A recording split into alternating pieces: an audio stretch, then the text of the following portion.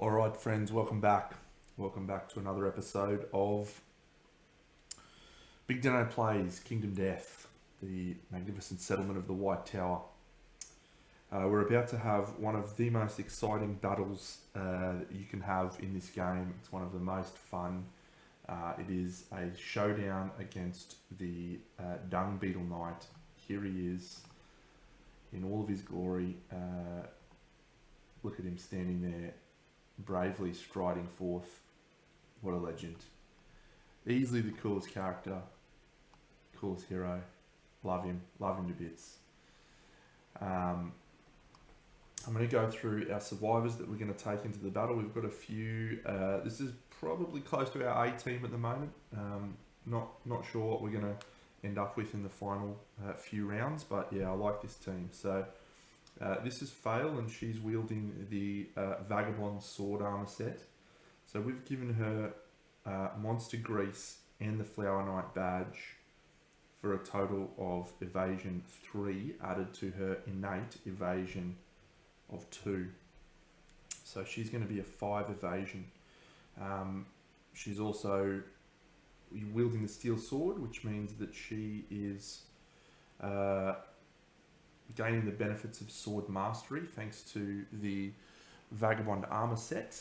The Vagabond armor set gains her sword mastery, and sword mastery is +1 accuracy, +1 strength, and +1 speed, which we don't get to benefit from because it's a slow sword. But yeah, +1 accuracy will take her to a total accuracy of 2, which means she hits on a 2+ with the steel sword.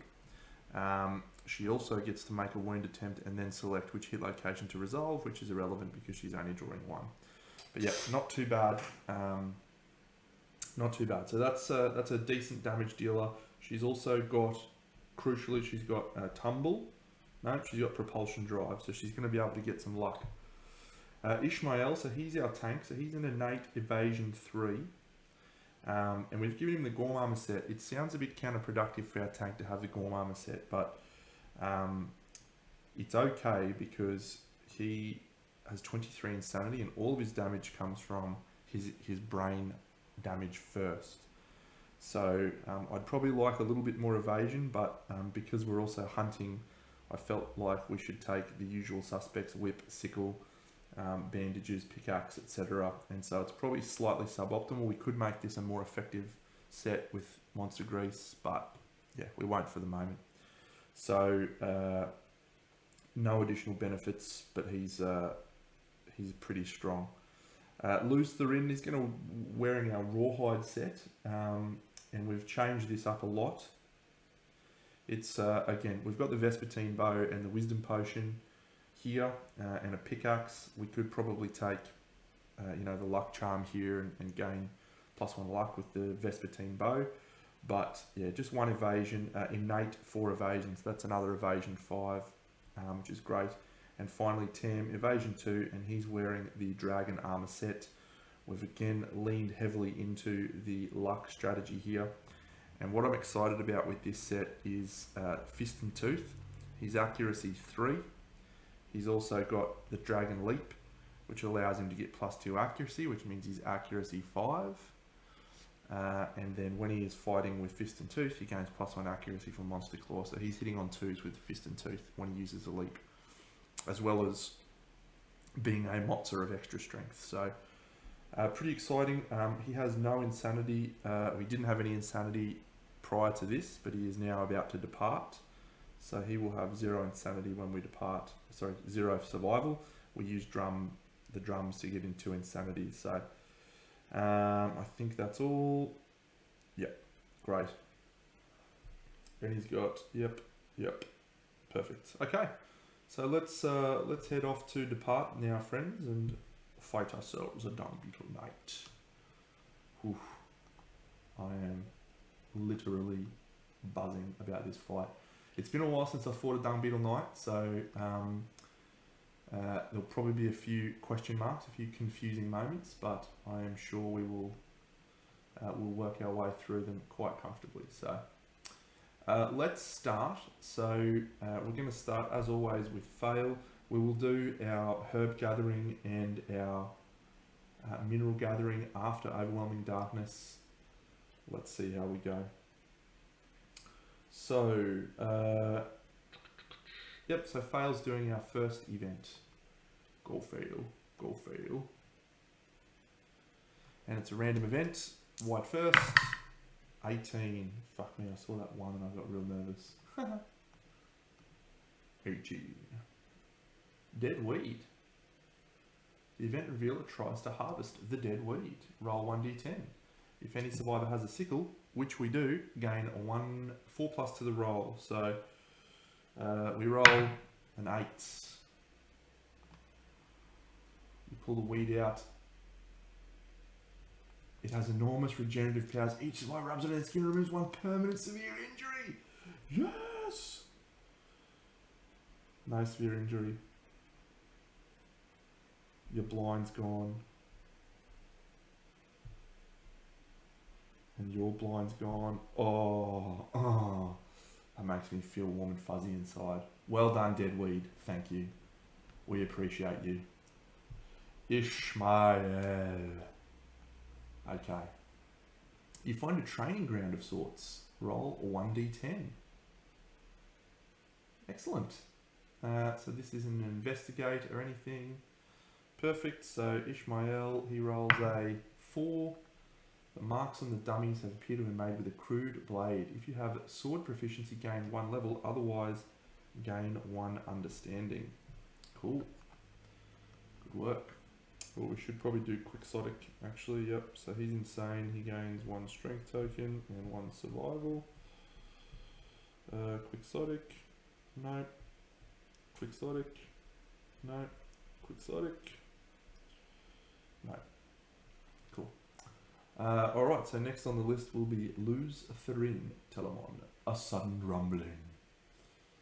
Roll 1d10. If the result is equal to or lower than your courage, it's a 2. It is equal to or lower than the courage.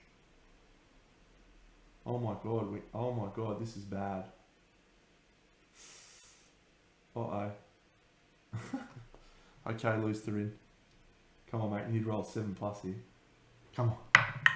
Oh. All survivors gain 1 courage. I love it. Lose Therin, achieve bold, and fail, achieve bold.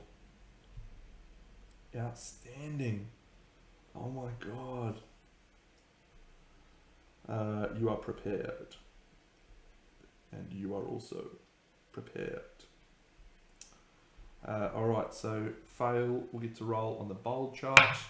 She rolls a 3. I think that's gain a strength token for the upcoming hunt, which is pretty ordinary. Bold. In a single moment, your perspective changes profoundly.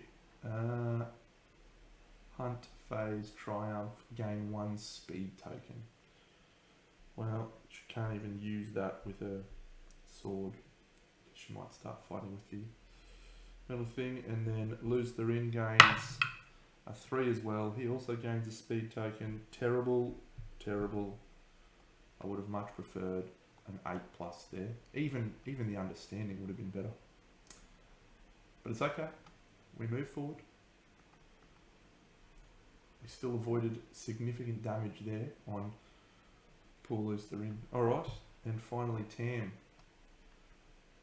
Tam the Hunter. 0-9.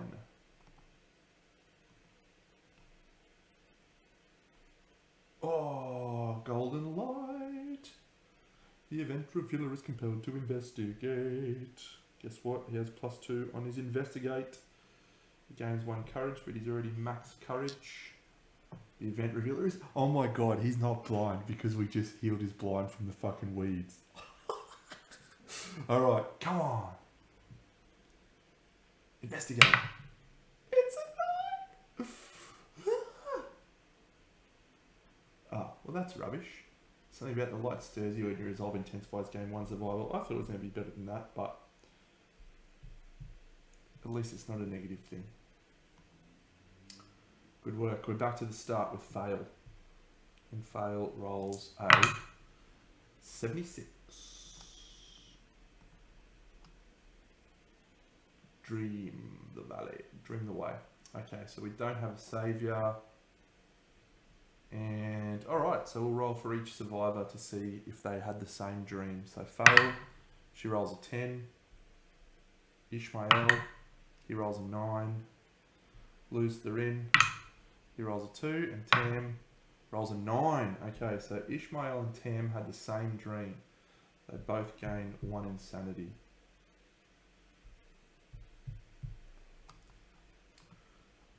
Alright, on to overwhelming darkness. We all follow the path of the brave. Now, this is an important one to remember. I have a special rule. Okay, so fails roll on the path of the brave. She gets a 9. She suffers 1 event damage to her arms. Perfect. Ishmael, he rolls a 6. He gains a -1 evasion token. I'm just going to keep that on him there because I'm going to take that away. And then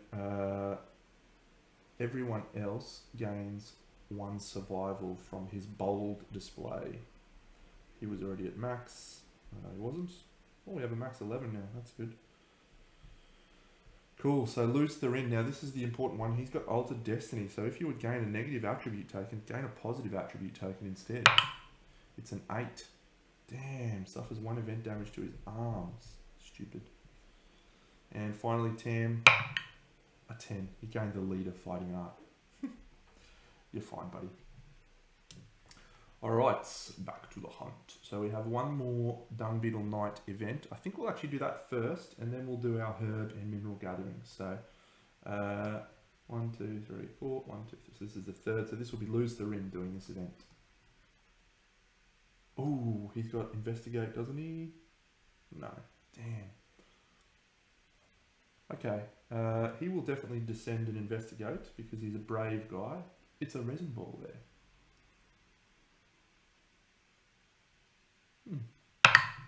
It's a 5. We gain a preserved caustic dung, but he loses 3 survival. 1, 2, 3. A preserved caustic dung. I think that's a strange resource if I remember rightly. There it is. 1 caustic dung.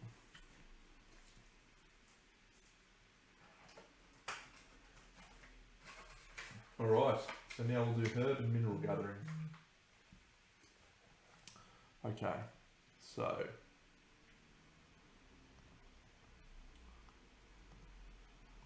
we'll do mineral gathering first. So Ishmael is going to roll with the pickaxe that he's carrying. He rolls a 1. Oh, hasn't he already got hemophobia? No, he doesn't. He'll lose tunnel vision to gain hemophobia. Gains 1 insanity. Which all helps. Oh, come on. I want to descend into the overwhelming darkness.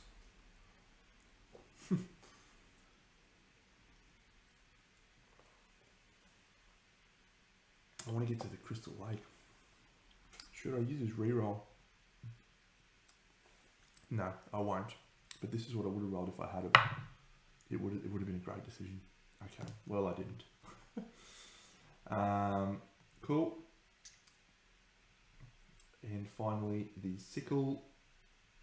So let's do that one. So everyone gains 1 survival from that, and then we'll roll 3d6 for each person. 1, 4, and 7 is 12. 12 plus 22, 27, 29 plus 39, 48, 55. So we're actually on 65 right now. Do we want to worry about going into the swamp?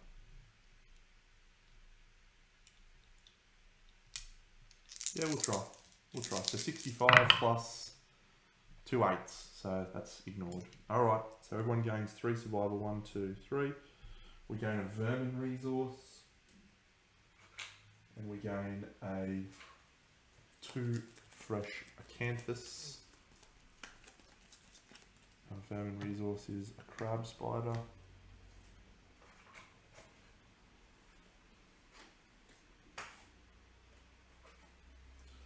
There's our 2 fresh acanthus. Alright, so good so far. Good so far. Okay, so we'll go back to the hunt, and we have made it to the showdown with the Dung Beetle Knight. Hey, buddy. Alright. There was once a lowly beetle that was hopelessly attracted to phoenix droppings. Their strange qualities evolved the beetle rapidly. One day, the phoenix migrated to a sacred grove, and the beetle's food came under the fierce protection of a flower knight. The beetle emulated the knight in order to reach its meals without incurring the guardian's wrath. Cool. Alright, so level 2 is 7 basic. So we will do 7 basic and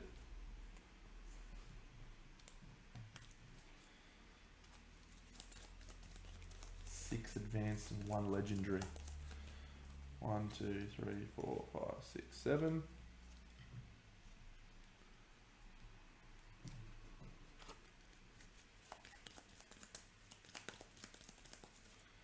One, 2, 3, 4, 5, 6.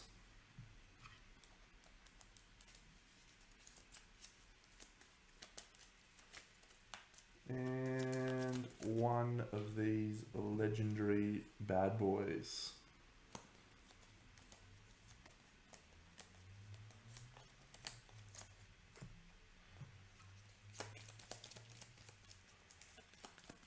Okay. Shuffle this bad boy.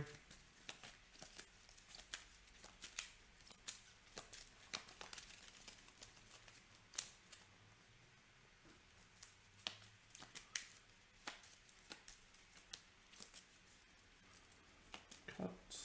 And I think we're good to go.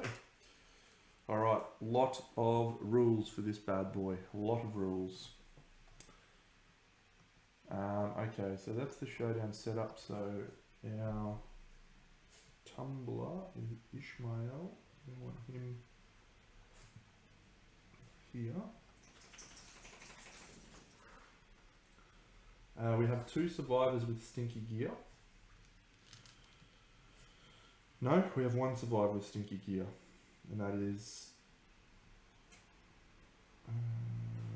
is blue.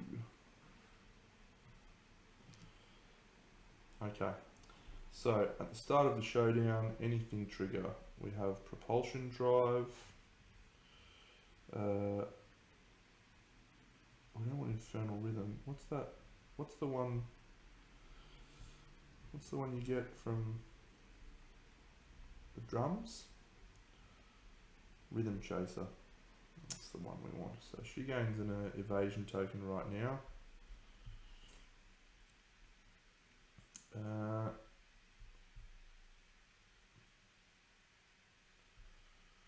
He's got nothing there. It's rhythm chaser you're getting. So you gain an evasion token there. We'll give this -1 evasion token away. Tam. You got nothing relevant here. Great. Okay, so let me just check to make sure there's no other stinky gear.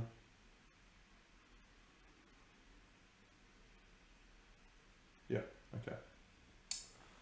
So let's go and have a look at this bad boy. So he's got a number of rules that are a bit weird. So there's also a lot of errata and issues with the cards for this guy. So a lot of the rules that are written on cards actually refer to different rules. So for example, he has a card called Ground Pound, but on the Dung Beetle Knight's AR card it says that it's called Prepared Tunnels. There's a few of those things that'll pop up on occasion, which we'll hopefully remember. Okay, so the monster's going to go first. Now, at the start of every turn, because of power forward, he will immediately do this. So he picks his target, which is the furthest stinky survivor. So the furthest stinky survivor is Fail, because she has the monster grease. So Fail's got 12 survival. She's got propulsion drive. Cool. So what she's going to do at this flow here, Fail is going to spend a survival to do a dash action. So the first thing that does is that triggers a momentum token for her because she's moved. So she's then going to move 1, 2, 3, 4, 5. And so now the Dung Beetle Knight, he does Baller.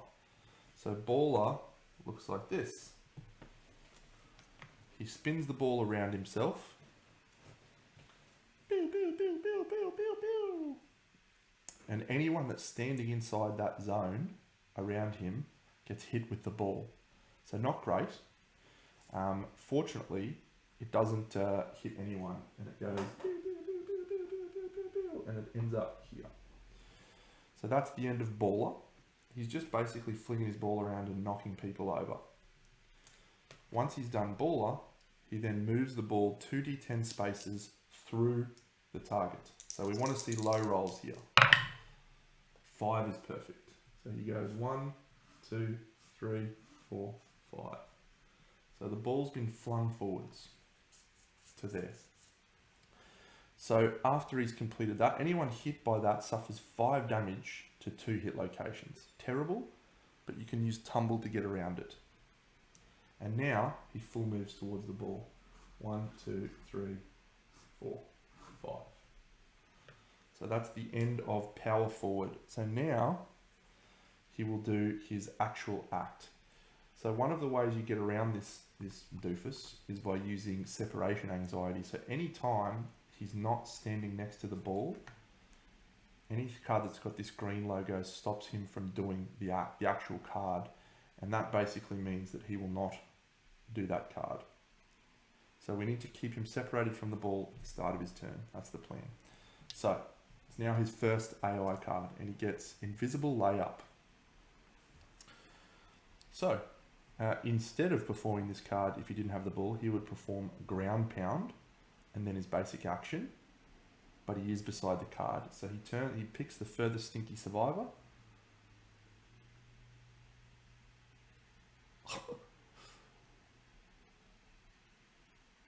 Crazy. Okay, I love this guy. I love this guy so much.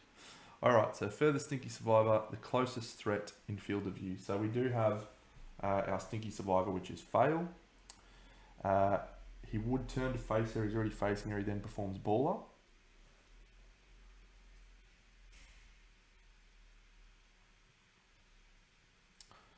Okay, any survivors the ball is placed on collide with it. Very funny.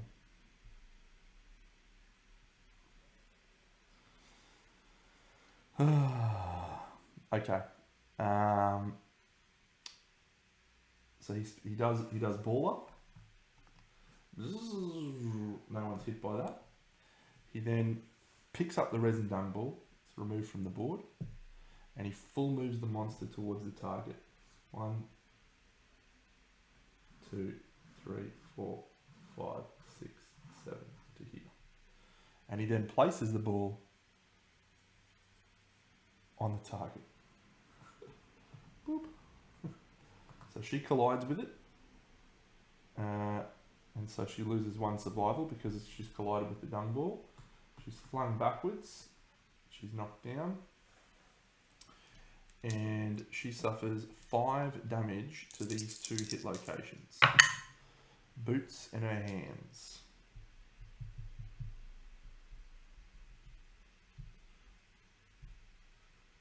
That's the end of his AI card. What a legend.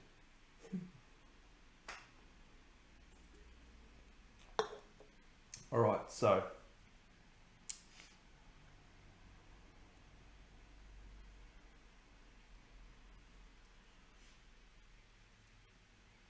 at the start of Fail's turn, she is going to stand up, thanks to Fist and Tooth. So she's lost her evasion token because she was knocked down, and she's also lost her momentum token because she was knocked down. When you are interacting with the Dung Beetle ball, the resin dung ball, you can actually push it away. We're not in great position right now because there's no possible way we can push it away from the Dung Beetle Knight yet. Directly away from you. Oh yeah, no you can. So you can actually fling it into him. When it collides with him, I have to, again, I'm going to refer to a lot of rules here because this is a slightly unusual one. Collision with monsters. Yep.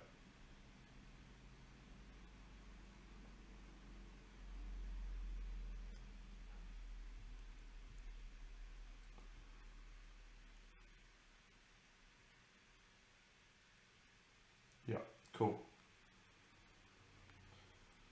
So right now we can't push that ball away from him. Alright. Well, let's start by doing, this hit location starts the scenario active.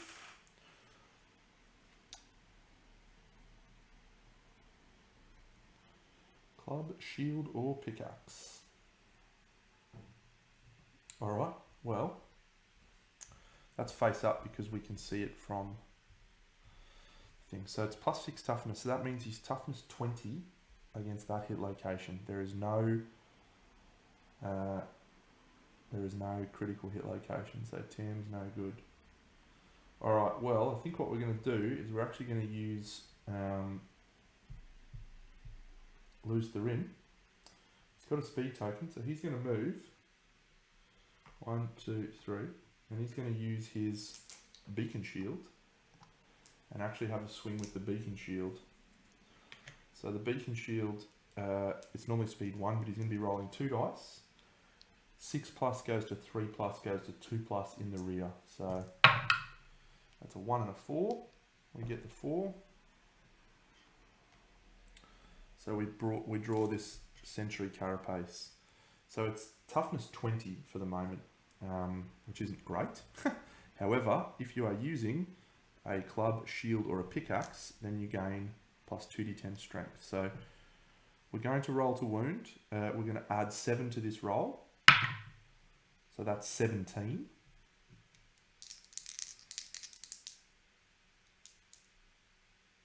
And then we get to add 2d10. So that's absolutely plenty to do a wound. So with the Sentry carapace, you do not wound the monster. You archive this and you gain a survival.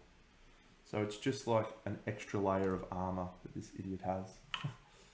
So this is the top hit location there. It's super dense.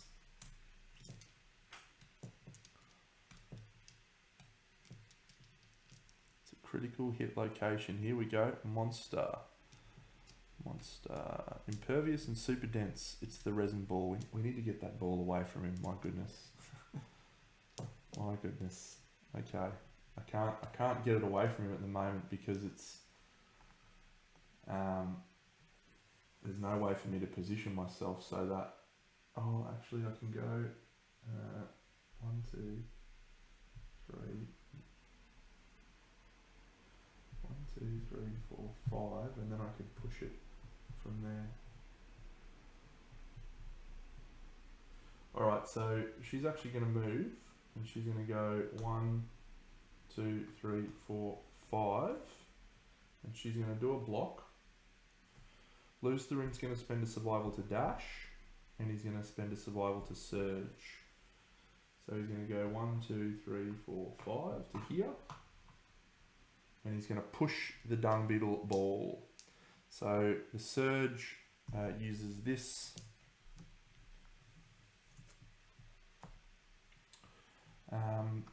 card. So you can push it, you can move it 1d5 spaces directly away from you. So we're going to move it 2, which is a 1. So it moves to here. The good news is that it is no longer adjacent to the Dung Beetle Knight. So that's fine.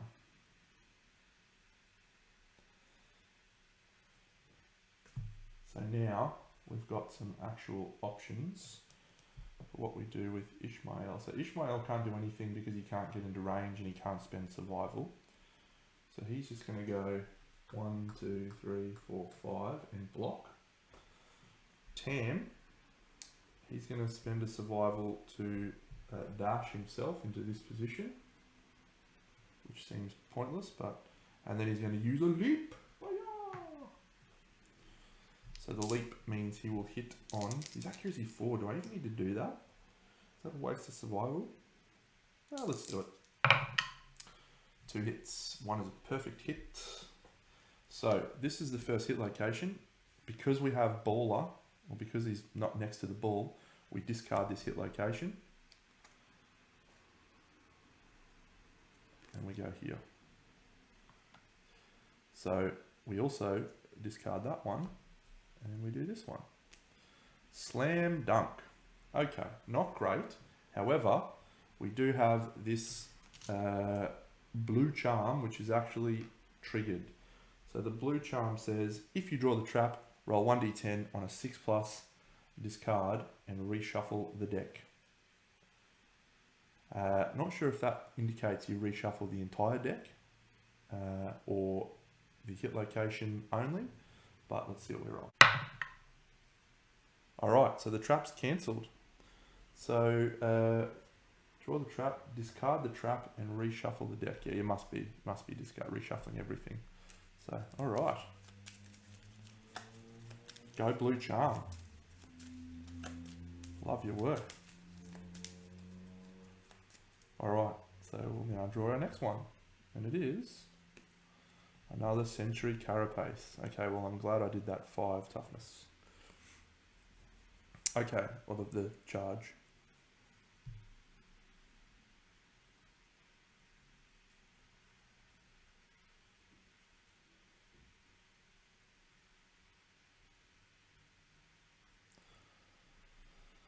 Alright, so he's going to perform ground pound because that happens before attempting to wound. And ground pound says all survivors adjacent to the monster suffer bash, which is not great. Before attempting to wound, perform ground pound, cancel their reaction on this hit location. So I'll do the Sentry carapace first.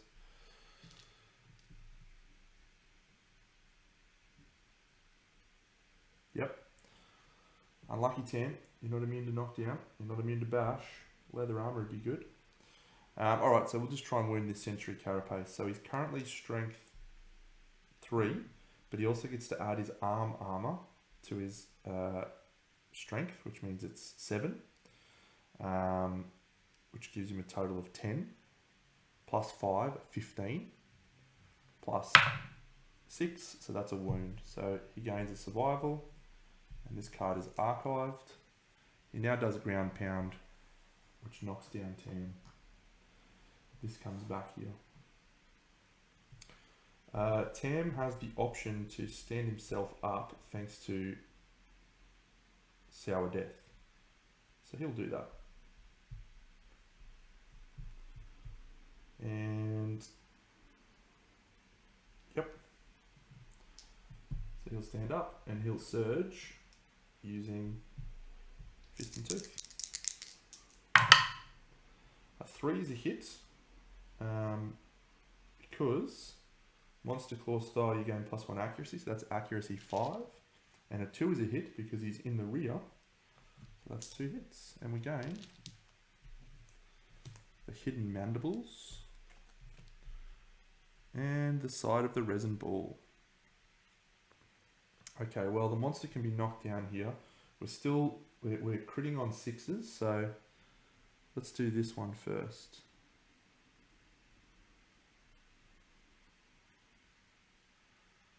We really need to do some crits here. I'm okay with this one first, actually. It's impervious. See if we can knock him down.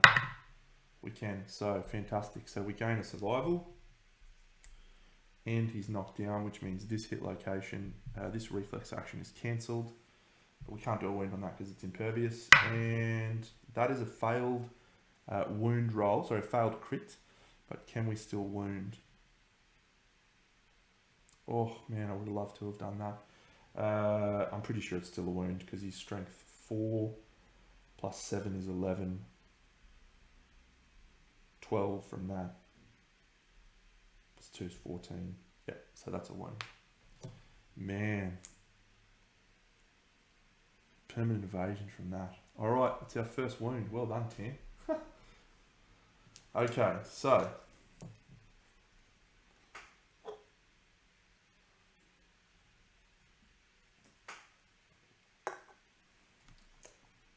Unfortunately, it's the monster's turn.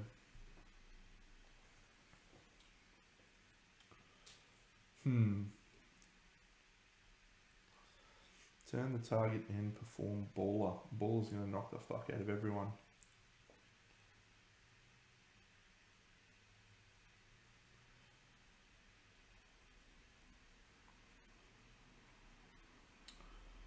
Yeah, okay. So, first thing that we're going to do is power forward because he is adjacent to the ball. So he's going to perform baller. We're actually going to start with Tam, and he's going to spend a survival. This is face up again. Great. We'll do that. So he's going to spend a survival to do his surge. It's the second next turn, so he can do this surge. Again, we've got 2 hits there. So we've got this filthy resin sword and this swarm of bot flies. No. Okay, well he can't fail this swarm of bot flies because his courage is 9. So we roll 1d10 larger courage, so that's a 17. If the result is greater than monster level plus 5, you boldly ignore this card. Very well done. We ignored those bot flies coming out of this card. This is such a great fight. Oh my god, I love it so much.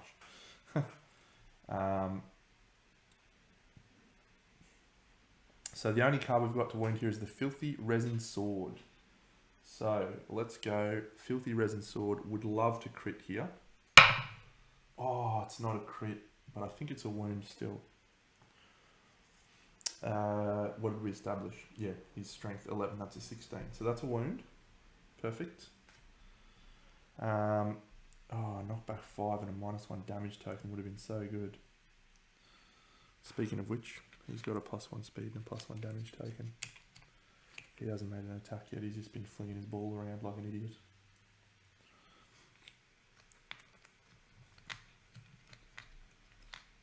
Alright, well that's Tam. So now Tam's going to spend a survival to dash. 1, 2, 3, 4, 5. We're also going to spend a survival here from Lose the Rin, and he's going to dash.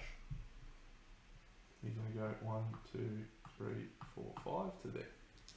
So that's the end of the dashes for the moment. No, we might actually spend a survival to dash with fail as well. So she's going to go 1, 2, 3, 4, 5. Okay, so now he's going to perform baller. So he goes, whee, swings the ball around him. And then he's going to fling the ball 2d10. So he goes 4. So at this point, you can archive this destructible terrain if he hits it. So let's probably just do that. 1, 2, 3, 4 to here. Cool. And so then he moves full move towards the ball. There it is. That's the end of his first card, which is power forward. And then he does this. Oh, Rainbow Beetle. Oh my god. This is a legendary card. When this comes into play, all non-blind survivors are knocked down. When a survivor attacks the monster on a perfect hit, they lose 1 survival and suffer brain damage unless they are blind. We just got rid of our blind on everyone. That's crazy. Well, it's not too impactful actually. So, I don't think I've ever seen that card before. That's mad. Alright, well, good news, bad news. Everyone's knocked down, but that's the end of his cards. And so, because of fist and tooth proficiency, everyone can just stand up, which is great. We've used the dash on Tam, we've used the dash on him, and we've used the dash on Elaine. So we don't have a lot of dashes available to us. In fact, we have none. However, we do have surges available from Luz Thurin. 1, 2, 3, 4, 5. Okay, so he'll move 1, 2, 3, 4, 5, and he'll block 1 with his with his round leather shield. Tam will go 1, 2, 3, 4, 5, 6, 7 because he has the dragon armor and it gets +2 speed during his act, or +2 movement, I should say. Elaine is going to go 1, 2, 3, 4, 5 and put up a block and try and hide from that ball getting flung at her. That's not Elaine, sorry, it's Fail. I keep thinking she's Elaine because I always had Elaine in blue and she's got blonde hair. She's running away. Come on, Elaine. And finally, we have Luz Thurin, the only person who's likely to do something this turn. So do we want to try and kick the ball away, or do we just want to shoot some Vespertine bow at him? This card's face up, thanks to the lucky charm. Well, actually, this might be worthwhile because it gets the monster away from him. So let's fling the Vespertine bow, shall we? Unfortunately, Luz Thurin's got a speed token, which means he's rolling 4 dice. I don't really want to roll 4 dice here, but... And his accuracy 3, so that's 4 hits. No, that 2 was a miss. 4 hits. Yuck. Trap's coming real quick. 1, 2, 3, 4. Okay.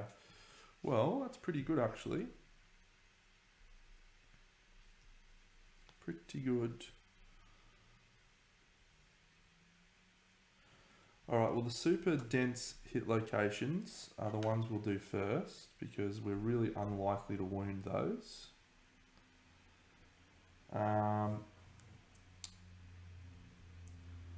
So we're strength 2 plus the 6 from the Vespertine bow takes us to 8. And there is nothing else that we get to add to this. So we just need to crit on a 10. So the first one, oh, it's a 9, it's so close. There's no actual critical hit location, so you can't crit thanks to luck benefits. So we lose a survival, and then we try again, and we lose a survival. Okay, that's those two done. But now we have these two. So this one, if we fail, he's going to attack us and bash us. This one, however, there's no real negative impact. So we'll do the Filthy Wings with the Vespertine bow. And we're critting on a 9. You're welcome. Gain 1 Elytria Dung Beetle Night Resource. Is that a rare one or is that a normal one? It's a normal one. Beautiful. Beautiful. Persistent Injury. When he performs Spit Salve, he rolls, on a 1. Great. Broken Wings.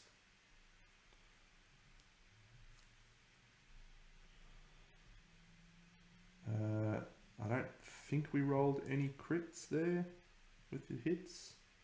Perfect hits. I don't think so. So I should probably check that because he'll lose a survival and suffer some brain damage. Alright, so now this is Untrained Parry. This is a bad one for us unless we can roll a crit again, which is a 9. Nah, so it's not a wound. But full moves towards the attacker. 1, 2, 3. And he then does bash and knock back 7. 1, 2, 3, 4, 5, 6, 7. Cool. It's actually pretty good for us. So this is the hit location that's on top of the board. Alright, perfect. So that's the end of our turns. So now the monster is going to go, and he's going to do power forward, except because he's not next to the ball, he doesn't perform that card. And so we just draw his AI card, and we draw Ricochet Shot. Instead, perform Ground Pound, and then basic action. Perfect. So Ground Pound is, we draw the, all survivors adjacent to the monster suffer bash, and then move the ball 1d10 spaces towards the monster. 10. 1, 2, 3. So that's it. So he's back adjacent to the ball. Very good. So then the basic action is the closest knockdown survivor, which isn't anyone. Oh, actually, there is. Loose the ring is the closest knockdown survivor. Move and attack target. 1, 2, 3, 4, 5, 6, 7. He can get into range. Do we want Loose the ring to be the target?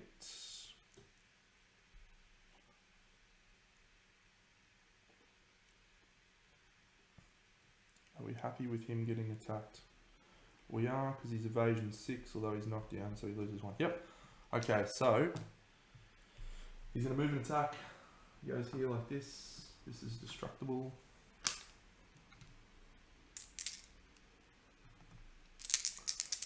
So the monster hits on a 3+ on his basic attack, but we're evasion 5, so that becomes 8+. 1 hit. We do not have a block up, but we can dodge that, so we will dodge that.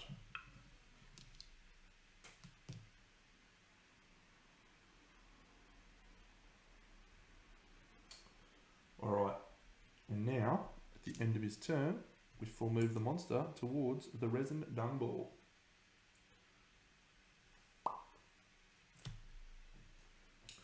One, 2, 3, 4, 5, 6, 7. So he goes back to here. Good.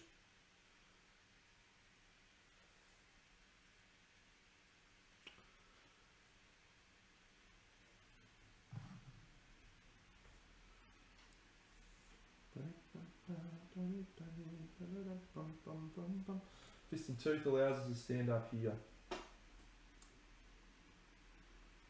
Okay, once again, we really need to get that ball away.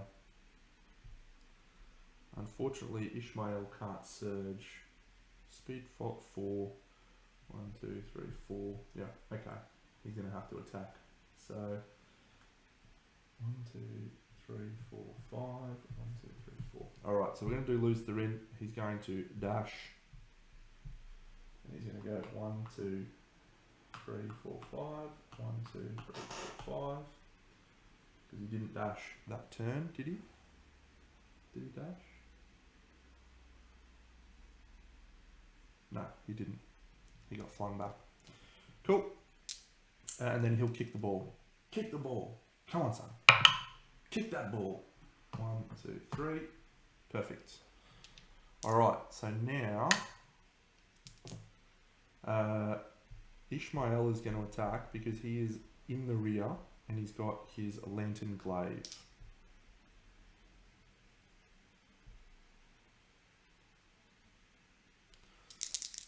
A 4 and a 9. So his accuracy 2, that's 2 hits.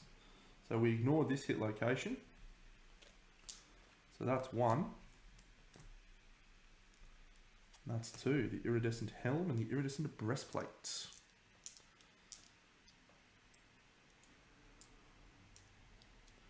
So we're not hitting with a club or a shield, hitting with a spear and an axe. So the axe master allows us to, axe mastery, yep.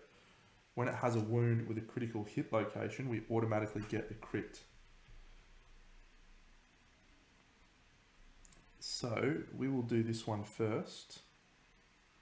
So he's toughness 16, we are strength 6, plus the lantern glaive is 4 for a total of 10, and it is sharp. So his wound on this, we can re-roll that thanks to axe specialist. That's a crit. So that does a wound, and that automatically becomes a crit because of the fact that there's a critical hit location there. We gain an iridescent horn Dung Beetle Knight resource, which is actually called the Beetle Horn.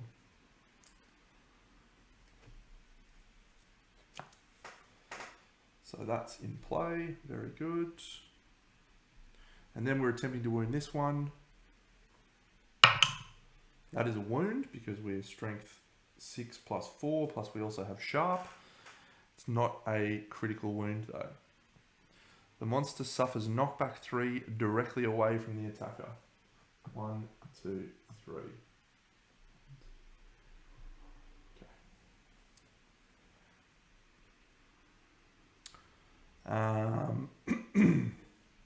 So that one is done, and we do a wound.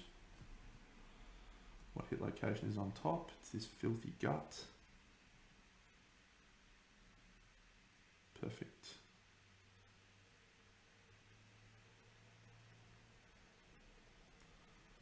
Okay, so I think we're fine for the moment. Let's do Tam.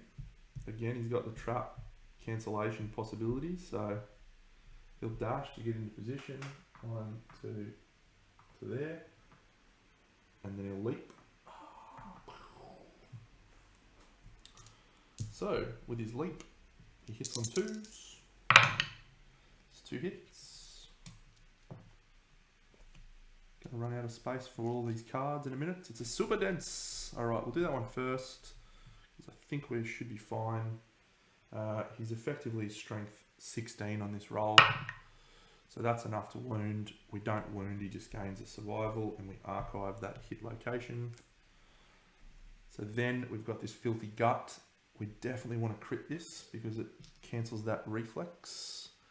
One of the question marks I have over this fight is if this is a green thing, this automatically happens.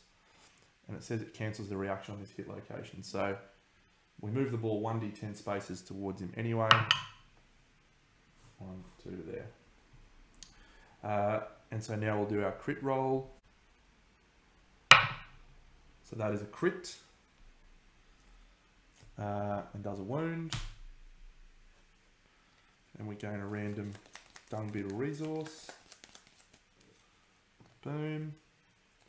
So now, what's hit location is there now? We've got another super dense carapace. I think we're going to surge with Tam because I really want to try and pump some more wounds on. And he's a good chance of clearing that off. So let's do Tam, 2 hits. So that's the Sentry Carapace and the Filthy Claws. Okay, so we'll do this Sentry Carapace first. So we don't have the +5 strength this turn. We have strength 4 plus strength 7 from the armor. So that's a total of 11. Plus he's got acid palms. So 5 is 16 plus acid palms, 20 on the nose, gains a survival. And then we'll do this one. So we need to crit this one to avoid the ground pound, which we would like to do. Both suffer knockback 5 directly away from each other. That'd be cool. If the attacker has 5 courage. Alright, so we're going to try and win. I think we'll use Devastating Fated Blow.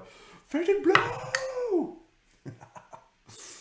Alright, 2 wounds. 1, 2, Fated Blow. And it's a crit. The attacker has +3 courage, so he gains a survival.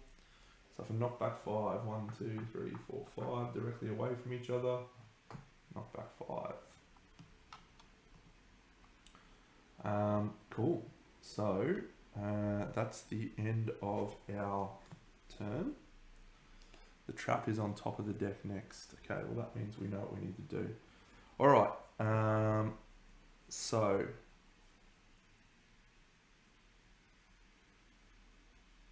at the start of the monster's turn, he is going to do power forward. So he is going to target fail again. He's going to turn to face her. Now at this juncture we will spend a survival with lose the ring to dash out of the way. 1, 2, 3, 4, 5. So the ball happens and he goes, wee, flings the ball around, and then it ends in front of him. And then he flings the ball 2d10. Oh, 13. Okay, so this is bad. It goes 1, 2, 3. Sorry. Yeah. 1, 2, 3, 4, 5, 6, 7, 8. So she's going to get hit by the ball, and then she's going to get flung. 1, 2, 3, 4, 5. So there. So she's knocked down.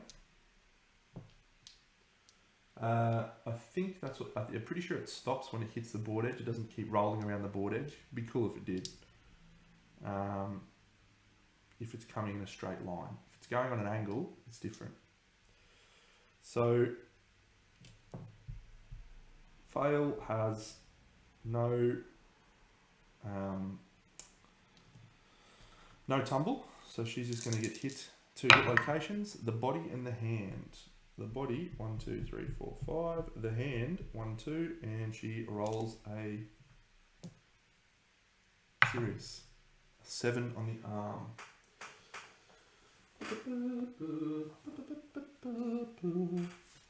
On the arms, a broken arm.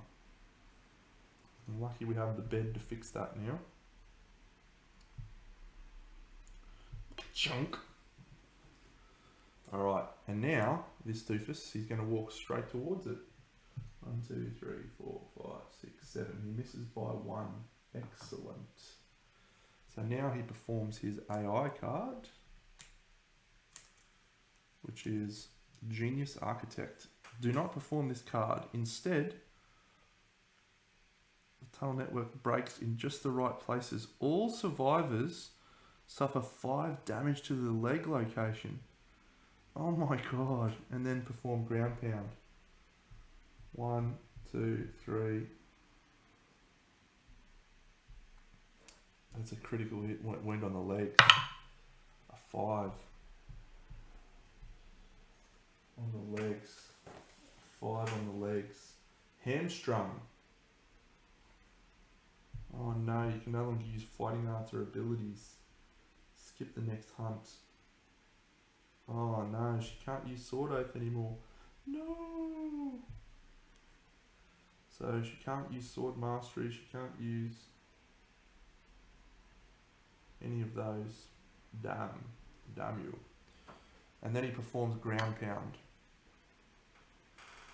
which brings the card straight towards him. Other thing straight towards him. That's the end of his turn. The trap's in the deck. The trap's the next one in the deck. I don't love the trap. Maybe it's time to just sacrifice fail to clear the trap.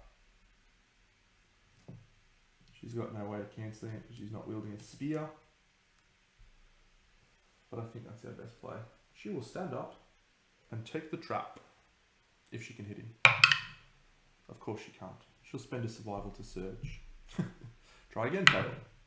A crit. It's a perfect hit. Oh no. She loses 1 survival and suffers 2 brain damage. And she procs the trap. Slam dunk.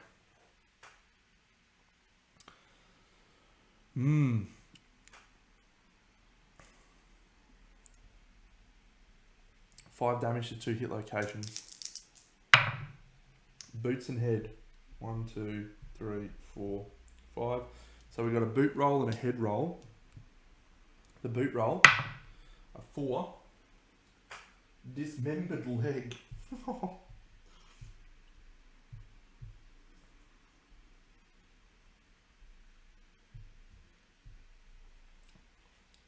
no.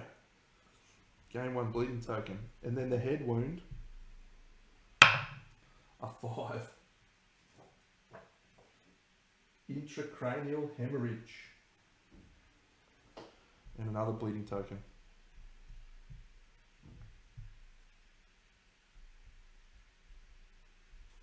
Look, we're in okay shape here. I know it doesn't seem like we are, but that's okay. So now the Smell World status card. So guess what? This poor fail She's captured. She's inside the ball. It's so good.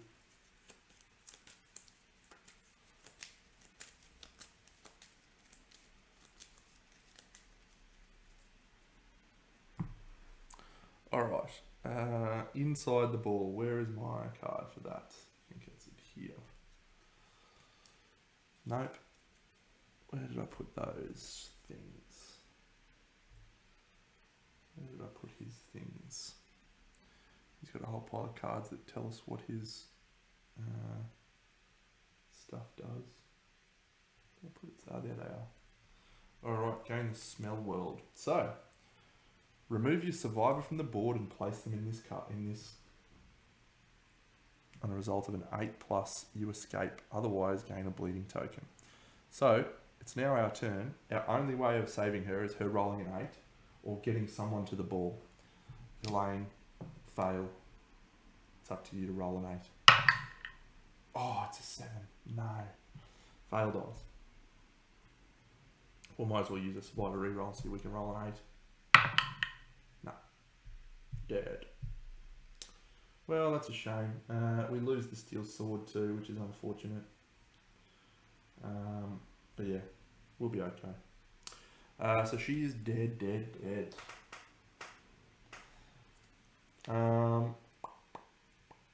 Okay, so we're not going to try and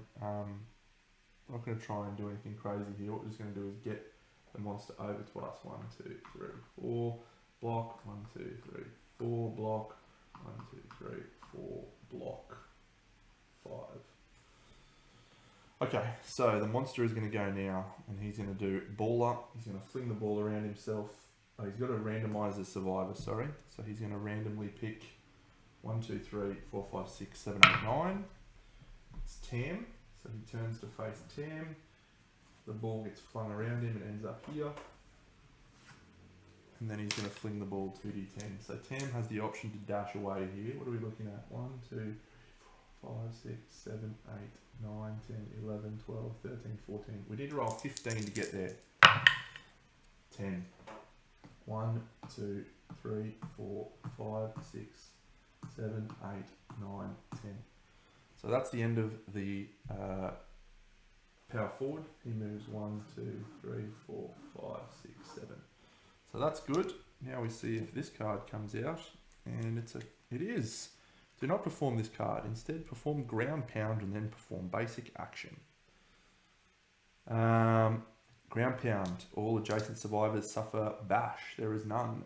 Move the ball 1d10 spaces towards the monster. 5. 1, 2, 3, 4 to there. Okay, so then he performs his basic action. Closest threat in range. 1, 2, 3, 4, 5, 6. That is indeed 10.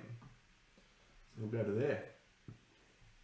Okay, so at this point, so we have a block up on lose the in, sorry. So he's going to be rolling to swing on lose the in. 4 dice, hitting on 3+, which goes to 5+, so 8. It's 2 hits. We'll block 1, and then we'll see if we want to dodge this. No, we won't dodge it. We haven't taken any damage yet. I think I'll save that survival. So that's this flow here.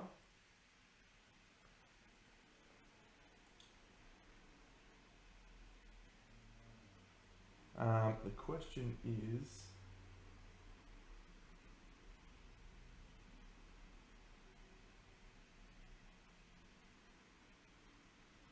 I don't think we're going to do anything crazy.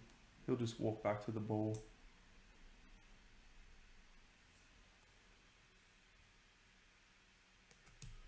He'll just walk back to the ball. 1, 2, and 1, 2, 3, 4 to there. Protect your ball, idiot. This guy's great. He's so great. He's so great. Okay. Well,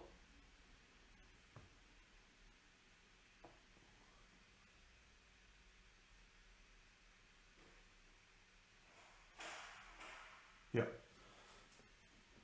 1, 2, 3, 4, 5. So Tam is going to go, and he's going to do his jump to here, and he's going to swing.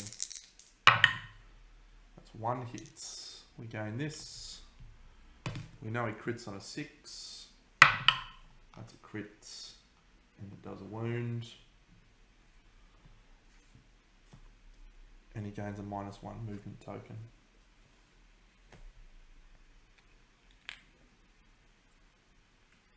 This card's here. Ooh, here we go. That's what we want. We'll do Tam in a second, maybe. Yeah. Alright, we're going to do 1, 2, 3, 4 to there. He's only speed 4. He's no longer honourable Ishmael, so he can attack in the blind spot. So he's going to attack with the Lantern Glaive. 2 hits. If we get the trap, we can cancel it. No. Oh, awesome. 2 wounds. Alright, so we'd like to get a crit here. So again, there's no... Alright. Okay, we've got to really decide what to do here. One of these... Yeah. We'll do this one.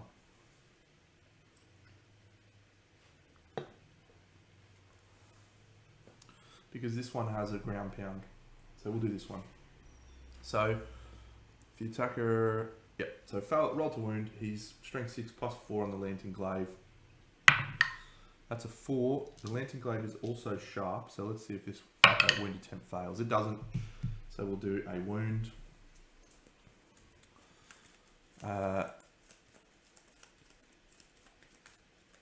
Perfect 1 wound. So the monster stumbles backwards, it suffers knockback 3 directly away from the attacker. So what happens when the monster suffers knockback into the Dung Beetle ball? Gotta remember. Hey buddy. Monster knockback. When it does, if it would move into or over the resin dung ball, stop the monster's movement just before it, then move the ball 1d10 spaces in the same direction the monster was travelling. Great. So the ball goes 9. 1, 2, 3, 4, 5. Okay, so what that means is we can still do a wound on this hit location, which we will attempt to do.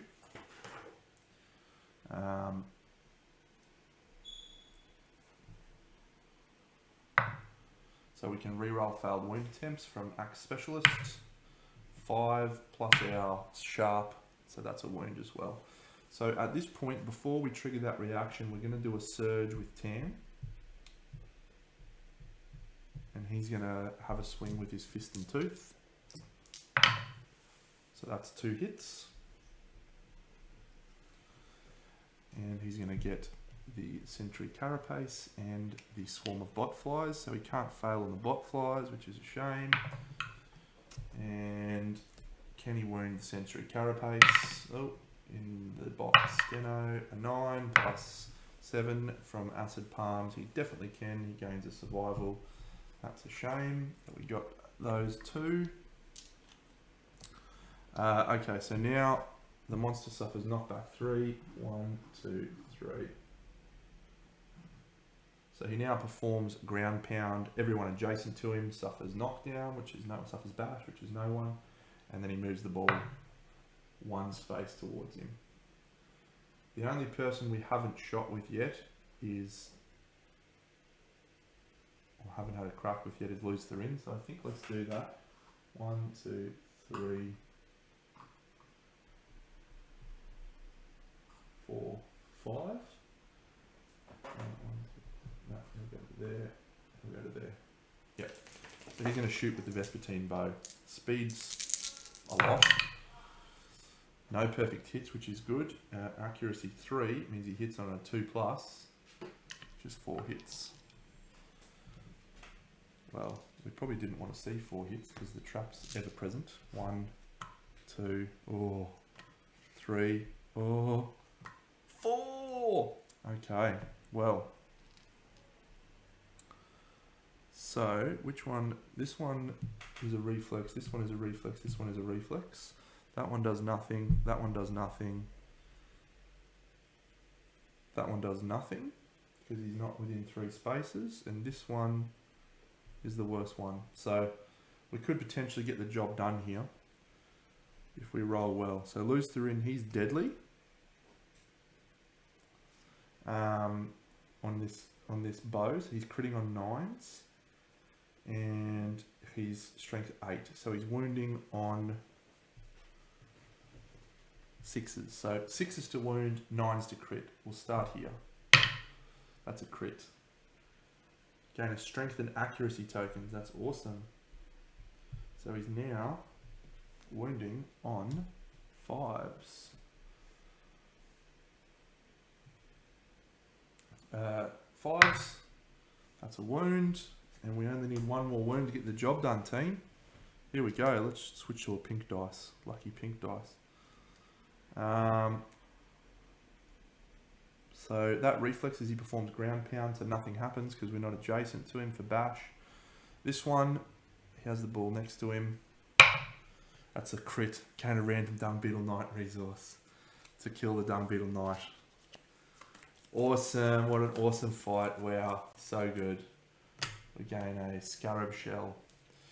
Well, that's awesome, friends. That is an awesome fight. Man, I love that fight so much. It's so good. Wow. Cancelling the trap at that time was crucial with Tam. Get those extra hits. Oh, the trap is on the bottom. I love that. Yeah, he's just a great fight. Like he just adds so much complexity into your decision making with the way that you have to position your survivors, the way you have to move. I mean, it's not great that we lost Fail there. Had we given a tumble, we probably could have avoided that. I did actually forget that he targets stinky survivors, so next time the next person who comes in will have tumble. Yeah. But that is the end of the battle against the Dung Beetle Knight. So fantastic. So Ishmael, he doesn't need axe proficiency, but he got it anyway. Lutherin got bow proficiency, and we got fist and tooth proficiency. So we managed departing survivors. Everyone gains a hunt XP, and we return from Showdown and advance the year. Well done, all and sundry. All right. So how many resources do we get here? I feel like it's a lot.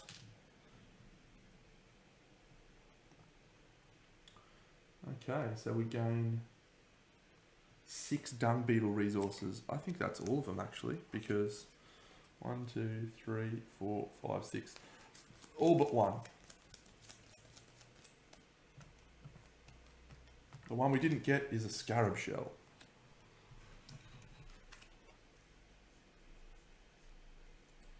Cool. And then 7 basic resources. Huge.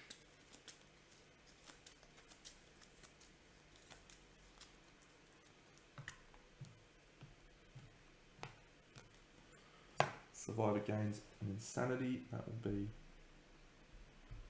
Tam. And finally, we also gain some strange resources. So we gain 3 caustic preserved dung, or caustic if you prefer. 1, 2, 3, and we also gain a cell or a skell, and that is that. Finally, the first time the settlement defeats the Dung Beetle Knight and has innovative storytelling, we add secret meeting to the timeline 2 years from now. 1, 2, secret meeting. That's a cool meeting. And finally, we have spelunking of death. So we find passageways hidden underground. Let's go to spelunking of death. Great stuff. Great stuff. That was a good turn. It's a good fight. Loved it. All right. So nominated up to 4 victorious survivors one at a time. Each spelunker rolls 1d10 on the table below. Who can we afford to lose? We can't really afford to lose any of them. But the only one who's lost their reroll is Tam. So let's go with Ishmael. Go Ishmael. A 4. You find the remains of a resin dung ball. Gain a preserved caustic dung. Wonder how many of those I've got in this deck. Do I have any more? The answer is no. Cool, so we gain an extra one of those. I'll just remember that. And then Loose the Ring's going to go in, and he is going to roll a 3. He gets a preserved caustic dung as well. So let's do Gorm Climate.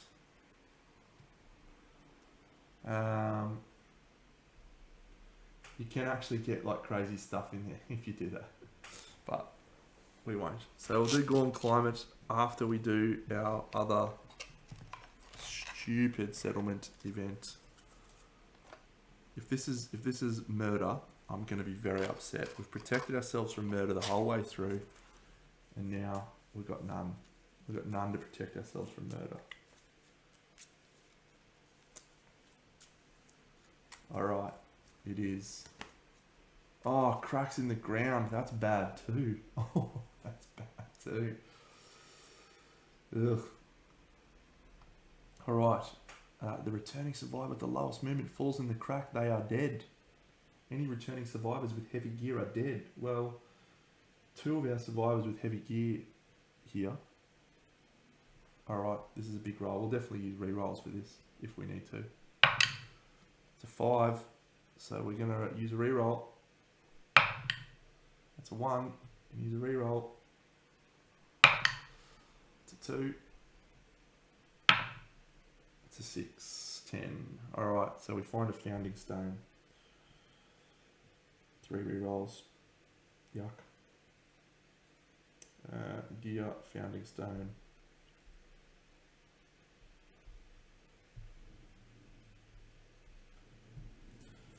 Okay, well, it's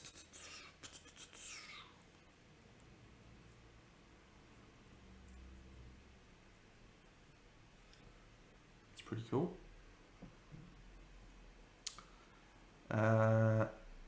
And then let's see what we get on the Gorm Climate. An 8.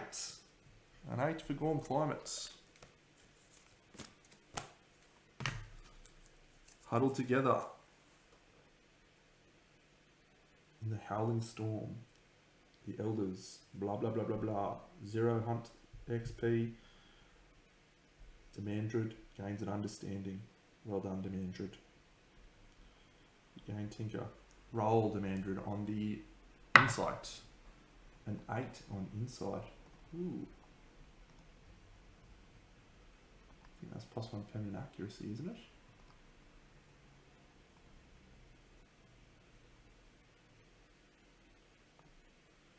Settlement phase, +1 permanent accuracy. Demandred on fire. Alright, well, having to use 3 rerolls there was suboptimal, but we can't afford to crack on the ground to go off. So let's nominate some survivors to disappear with their rerolls. Semiraj, you are the first.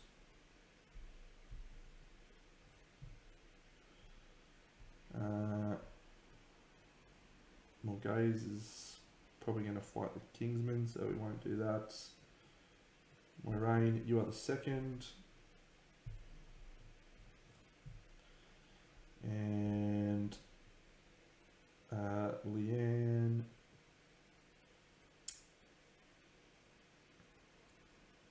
Ilyina, you are the third. Alright, well that was unfortunate, but necessary. Necessary.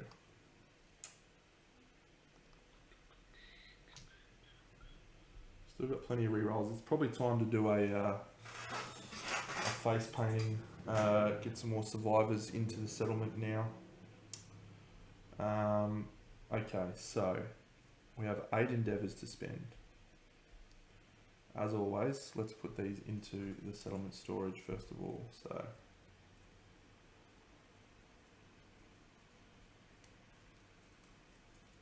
the Dung Beetle Knight. So we get an underplate fungus.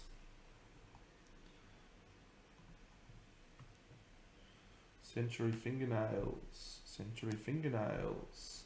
Scarab wing. Scarab shell. Sentry shell. Scarab shell. Compound eye. Beetle horn. And elytria. Or elytra.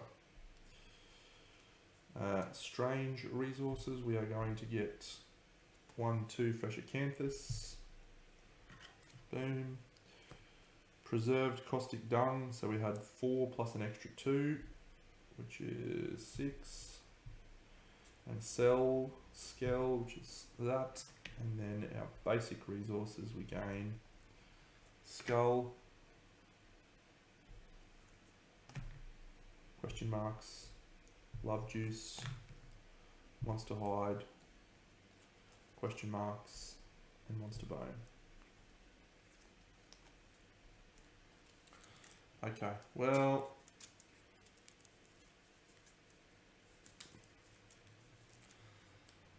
oh, and crab spider.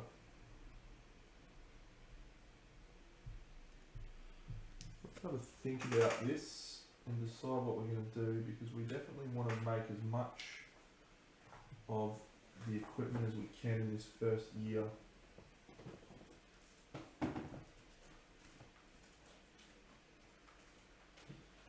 And yeah, I'm just gonna stop and have a review. Stand by. Okay, so first thing that happens, we add the wet resin crafter location to our settlement, and we also gain the subterranean agriculture innovation. All good things. All good things. Where are you? There you are. Tremendous. So, subterranean agriculture allows us to do some farming, some underground farming. Oh, sorry. We don't automatically get the wet resin crafter. Let me check that. Maybe we don't automatically get it. Maybe we need to spend 2 organs and 2 bones, which should be fine because we can do that. Spelunking of death. Oh yeah, we gain subterranean agriculture innovation from subterranean. Yeah, okay. So we need to spend an endeavour to get the wet resin crafter, and to do that, we're going to spend 2 organ and 2 bone. So the 2 organs that we're going to spend will be the 2 bones will be this skull and this bone. And then we will spend 2 organs, which can come from anywhere, but I think we'll just use these preserved caustic dung because we're going to use not many of those. Okay, so now we have an endeavour to spend on innovating, and then we're also going to spend an endeavour on underground sow. So this is a story event that we do where our glorious little people will trundle off and do some farming. Great work, team. Let's farm our lives away.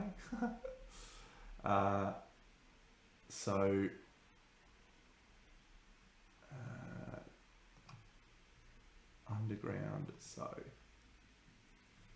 So because I've left this so late, we really need to do this quickly. And so with underground sow, we prepare the farm and we can encase and bury gear. So we are actually going to bury our Zenbato.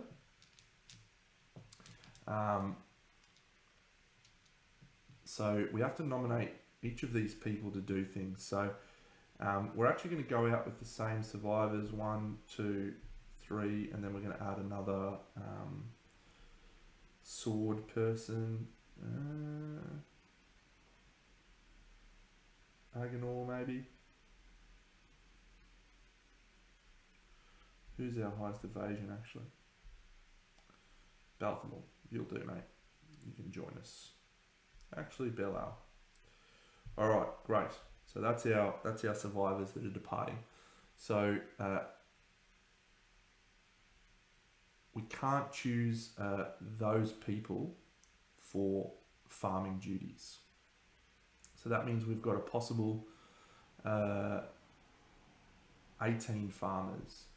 So what we're going to do is we're going to use pretty much everyone from the bottom up as farmers, and they all gain the vermin obsession disorder. We're trying to aim for a 15 plus here. So the absolute, we need to put, I think we can get by with 13 survivors. They gain vermin obsession disorder. So this is how we'll determine the farmers. 1, 2,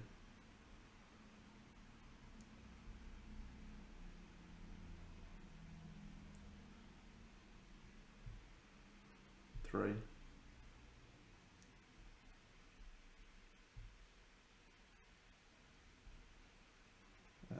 She will lose hemophobia and gain vermin obsession. 4.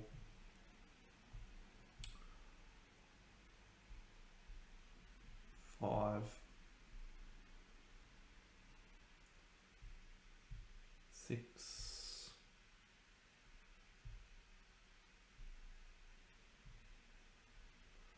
7.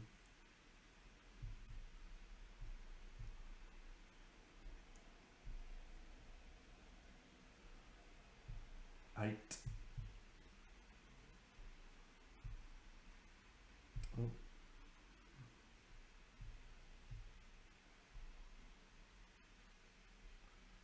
9.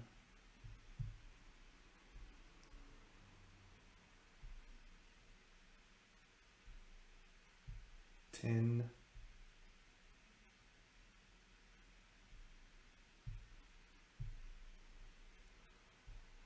11.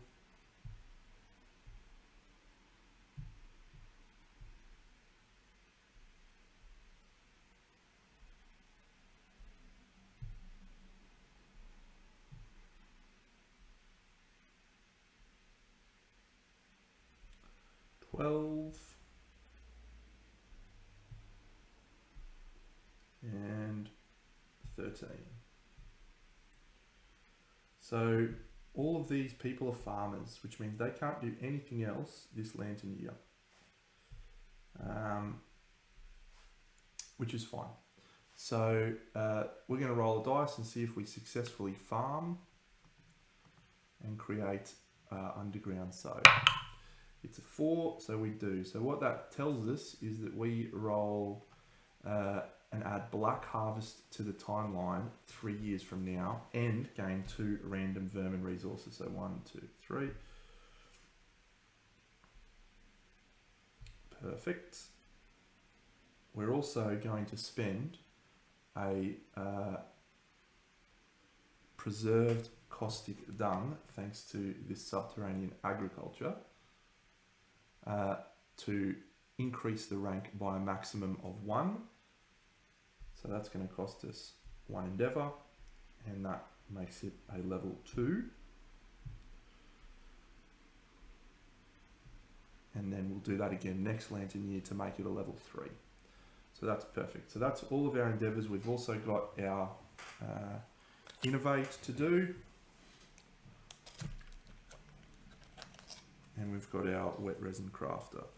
So we've still got some stuff to spend. So let's do our innovate very quickly, and then we'll do that underground sow. Let's do that in the opposite order because we've got underground sow up on the board. So we can make some of the items that we want from the wet resin crafter already, but some of them require certain things. So if you have a look at the rainbow, what we want to try and do is make a few of these things. So I'll grab out the wet resin crafter so that you can see what the hell is going on. This is one of the more complex timing events that you can actually have in the game, and if you don't do this effectively or correctly, you won't get all the good gear, all the stuff you want. So we have a wet resin crafter right here. So you can make Sentry shoulder pads, you can make the DBK errant badge, you can make the rainbow wing belt, you can make the digging claws without needing anything else. But if you want to make the full rolling armor set, which we do, you need Nightmare Corn, and you need Century Greaves, and you need Elastic Harness. And those all need to be made when we do the Vampire Corn event. So, usually you're better off doing this earlier than I've done it, so you actually get the benefits of the rolling armor, but that's okay, I haven't done that. So the rolling armor set, it's just, I want to have it for the last flight basically. The rolling armor set, you require the rainbow wing belt, the elastic harness, the blah blah blah blah blah blah, blah all that stuff. But the two that are most valuable to me is those two top ones, the rolling, the Sentry Greaves and the Sentry shoulder pads. So we can actually make the Sentry shoulder pads now, however we don't have any leather. So we're going to spend an endeavour to make leather. And let's do that using our vermin, crab spiders, 1 leather, and it's an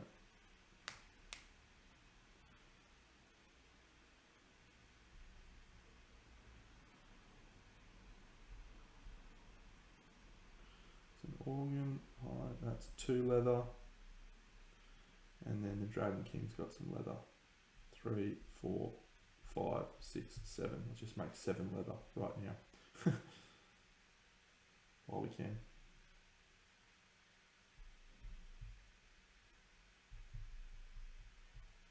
Perfect.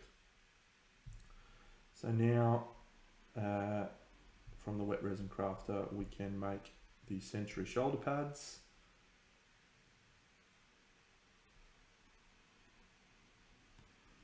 That one requires iron. What does the Sentry Greaves need? Scarab shell, beetle horn, iron. Okay. So we're fine to lose that Sentry shell, I think. We don't need that for anything else, do we? Elastic harness.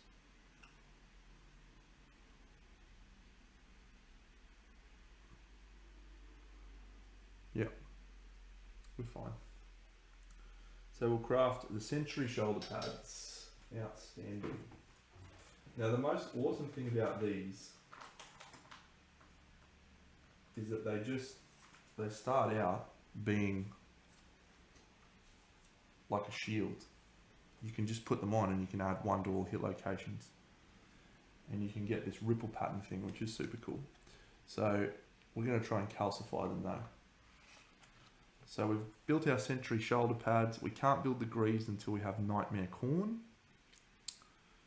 For Nightmare Corn, we need 2 iron, a beetle horn, and a scarab shell. So do we have those things? We have a beetle horn, we have a scarab shell, we just need 2 iron. We can also build the digging claws, I think. We have the Sentry fingernails. Do we have 2 scrap? We have no scrap. Okay. Alright, so what we're going to do now is we're going to take that and our Zanbato and we're going to bury those 2 bad boys. So, burying is another story event, which is bury the gear. So, encase and bury the gear. So these survivors also cannot spend endeavors or depart this settlement phase. So 1 gear with a minimal keyword spend, yep, 1 preserve caustic done. So we'll start with the Sentry shoulder pads and we get a 4. So we can spend a bone to make that work effectively. Where have we got a bone? Dragon King's got a bone. Yep, so that's perfect. And the person who did that, they don't get vermin obsession. So we'll just have that be Balthamel. So the Zanbato is buried. And then for the Sentry shoulder pads, we'll actually use Cadswain for this. So she still needs to spend a bone to make it work. How unfortunate. Dung Beetle Knight, you can afford a Sentry fingernails. So those two items have now been buried and it can be recovered during the Black Harvest. So in 3 years' time, we get to pull that stuff out and we will have a calcified Sentry shoulder pads and we will have a calcified Zambator.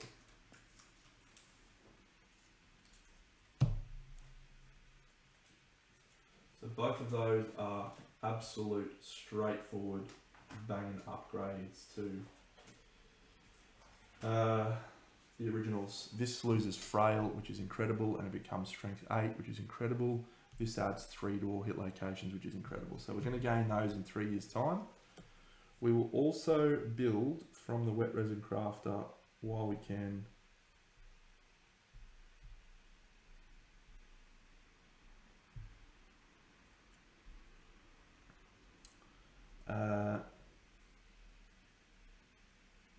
digging claws. What do we need for them? 2 scraps, so we can't build them. Fine. The rainbow wing belt.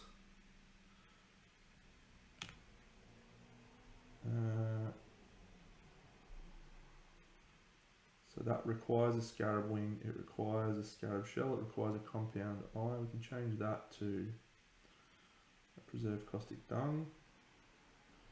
Change that to a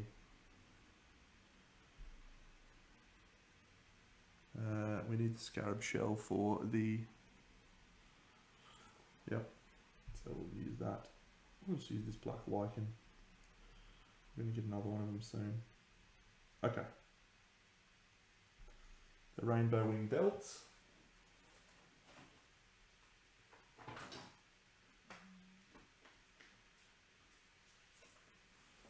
So we've got that.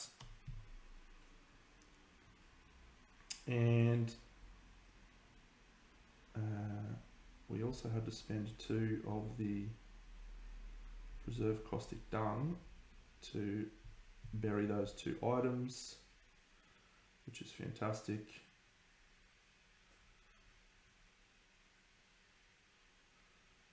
Excellent. So that is pretty much all she wrote on that front. We've got all of our survivors that are departing. They also gain vermin obsession. So we're going to lose hemophobia. So this is a gamble, giving everyone vermin obsession when it's not a gamble. It's just it's an option you don't have to take.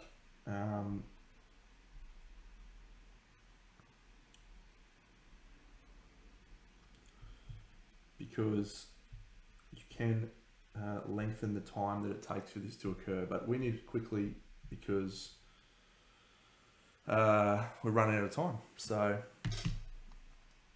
all right, that is all of our stuff. We have 1 endeavor for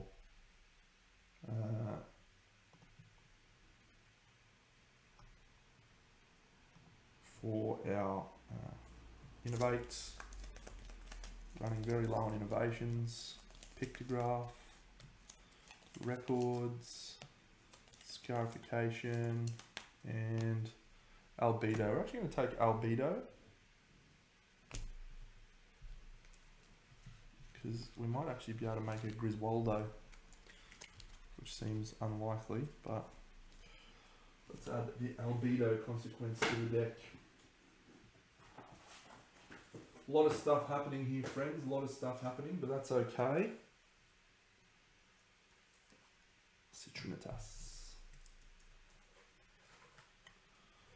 We're doing well. 2 endeavors to spend. We'll shrine. And we will... so, Cadswain can't roll on this shrine roll, so that's okay. And then I think what we'll do for our last one is let's try and clear off a vermin obsession from one of our departing survivors, because that could be the end of our campaign if that occurs. So Departing Survivor will use the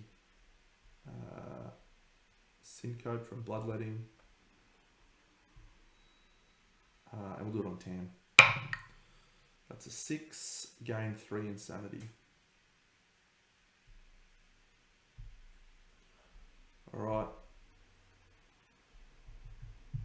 Great. It's been a crazy phase, friends. Let's reconvene next Lantern Year, where apparently we're going to fight. I'm not sure. We might actually change that up now. We might make that a level 3 Gorm, maybe. No, actually, let's do this. Let's do the Antelope right now, because that'll help load up our resource stocks and allow us to gain the Barber Surgeon so we can more reliably remove... no, that's actually a terrible plan, Deno, because he has a bug spot on his board. Let's go with...